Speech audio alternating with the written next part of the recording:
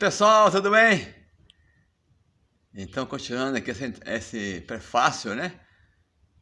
Srila Prabhupada falando, né? Que a pessoa que é relutante em aceitar um mestre espiritual e ser iniciado por ele, ela tem dificuldade no progresso espiritual, né? Porque Krishna recomenda, não tem como você conhecer a vida espiritual sem um mestre espiritual.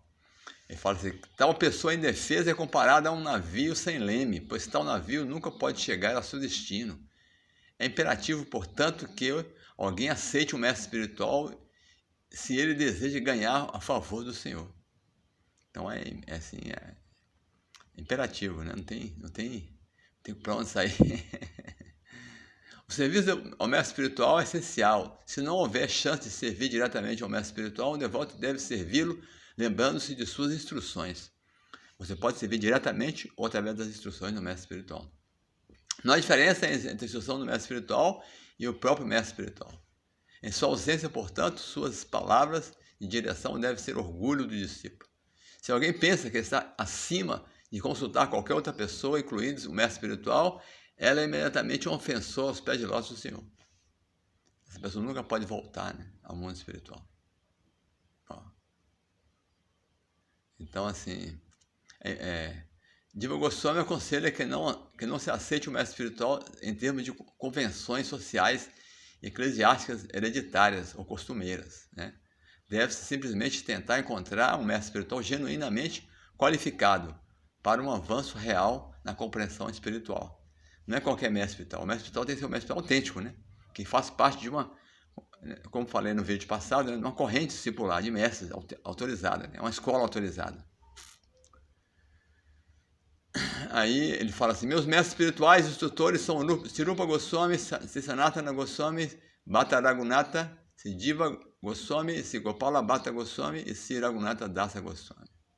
Estes 6 são meus mestres espirituais e instrutores e, portanto, ofereço milhões de referências a seus pés de lótus. Ao aceitar os 6 Goswamis como meus mestres espirituais e instrutores, o autor... Ao aceitar, né, o autor especificamente deixa claro que não se deve ser reconhecido como um devoto da Gaudiya Vaishnava se não for obediente a eles. Então, esse movimento Chaitanya, né, essa força viva, né, desse caráter imortal aqui, tem que passar pelos Goswamis, né? Quem quer reviver sua força viva tem que passar pelos Goswamis. Nessa era não tem alternativa, né? Existem inúmeros devotos do Senhor, dos quais Srivasa Thakura é o principal. Eu ofereço minhas reverências milhares de vezes a seus pés de lótus.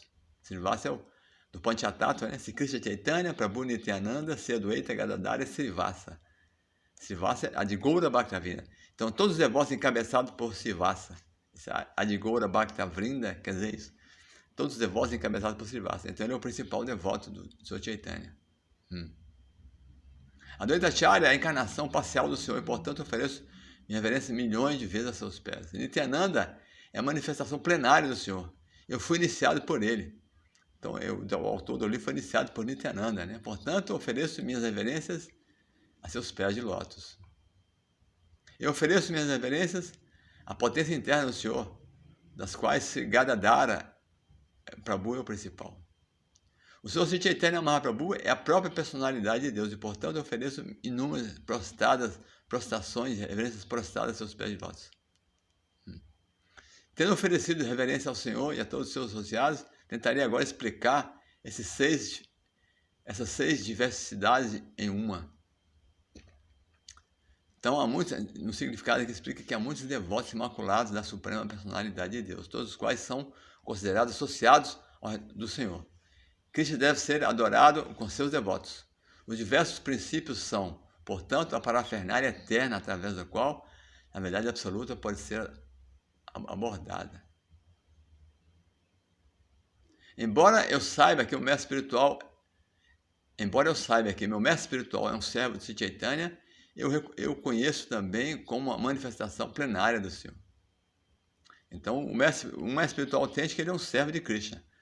Mas aqui ele está reconhecendo como uma aplicação plenária do Senhor, porque ele fala sobre Nityananda. Vamos ver o que vai falar aqui.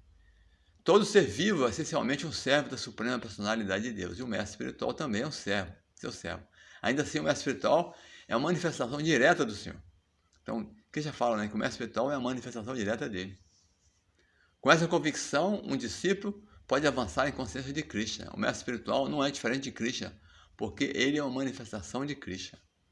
Então, quando você está diante do mestre espiritual, você tem que entender que você está diante de Krishna. Né? O mestre espiritual é a própria manifestação da suprema personalidade de Deus. O mestre espiritual autêntico é Krishna mesmo, né? Você tem que dar toda a reverência para ele, toda a atenção para ele. E também o Senhor Nityananda é o próprio Balarama, a primeira manifestação direta da expansão de Krishna. É o mestre espiritual original. Ele ajuda o Senhor Krishna em seus passatempos e é um servo do Senhor. Então, Nityananda, né, Chaitanya Krishna, Nityananda é Balarama, que é a primeira manifestação direta de Krishna e também é um mestre espiritual original. Cada entidade viva é eternamente serva cada entidade viva é eternamente uma serva de si, Krishna Chaitanya. Todos nós somos servos eternos do Senhor Chaitanya, porque ele é Krishna. Portanto, o mestre espiritual não pode ser outro senão um servo do Senhor Chaitanya. A ocupação eterna do mestre espiritual é expandir o serviço ao Senhor, treinando discípulos em uma atitude de serviço. O mestre espiritual nunca se apresenta como o próprio Senhor Supremo. Ele é considerado uma representação do Senhor, um representante do Senhor. As escrituras reveladas proíbem que alguém finja ser Deus, mas o mestre espiritual genuíno é um servo mais confidencial, fiel e confidencial do Senhor. Portanto, merece tanto respeito quanto Krishna. Então, ninguém deve falar, nem deve julgar que se é Deus, mas o discípulo oferece ao mestre espiritual as mesmas reverências que oferece a Krishna, porque ele é o representante direto, né? Um servo confidencial do Senhor Supremo. De acordo com a opinião deliberada, todas as escrituras reveladas, o mestre espiritual não é diferente de Krishna. O Senhor Krishna, na forma do mestre espiritual, libera seus devotos. Então, aqui explica no significado que o relacionamento de um discípulo com o mestre espiritual é tão bom quanto seu relacionamento com o Senhor Supremo. O mestre espiritual sempre se representa como o servo mais humilde da personalidade de Deus, mas o discípulo deve vê-lo como representação manifestada de Deus. Então, o mestre espiritual, ele se considera a si mesmo como um servo humilde, né, do Senhor Supremo, mas o discípulo deve ver o mestre espiritual como uma manifestação direta de Krishna. Então, deve-se conhecer o Acharya como eu mesmo. Esse é um verso, né, muito famoso aqui do Bhagavatam. Deve-se conhecer o Acharya como eu mesmo e nunca desrespeitá-lo de forma alguma. Não se deve invejá-lo, considerando um homem comum, pois ele é o representante de todos os semideuses. Olha só, o mestre espiritual é o representante de todos os semideuses. O significado aqui explica, né, que esse verso do Bhagavatam, falado pelo Senhor Krishna, quando foi questionado por Uddhava sobre as 4 ordens sociais e espirituais da sociedade. O Senhor estava instruindo especificamente como um brahmachari deveria se comportar sob os cuidados de um mestre espiritual. O mestre espiritual não é um desfrutador das facilidades oferecidas por seus discípulos. Ele é como um pai. Sem o serviço atencioso de seus pais, uma criança não pode crescer até a idade adulta. Da mesma forma, sem o cuidado do mestre espiritual, não se pode ascender ao plano do serviço transcendental. Então, o mestre espiritual é como o nosso pai, né? Assim como a criança não pode crescer saudável sem o cuidado dos pais, nós também não podemos desenvolver espiritualmente, né? Sem atenção no mestre espiritual. O mestre espiritual também é chamado de Acharya, ou professor transcendental da ciência espiritual. Acharya significa que ele ensina pelo exemplo, né?